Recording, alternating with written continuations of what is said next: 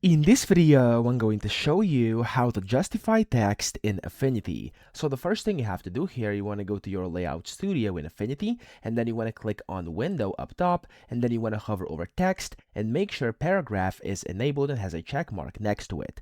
Now, when it does, you'll be able to see it over here on the right by default, or it may even pop up as a separate box. So just click on it, select it, and then in here, of course, you'll be able to see different options. Up here is where you can see, as you can see, it says justified left, justified center, justified right, and then all as well. Okay, so you have a few different options. Go ahead and select the text you would like to justify.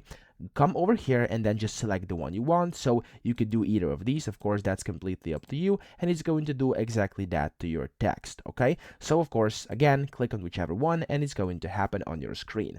Now, that's the first thing you can do. However, you could also, over here inside paragraph, if you kind of shrink this spacing option, you have the justification option over here, and in here, this is kind of more like the advanced settings where you can basically go ahead and change certain things as well in here too. Okay, so that's how we justify text. I hope this video helped you out. If it did, please subscribe to the channel and help me out as well.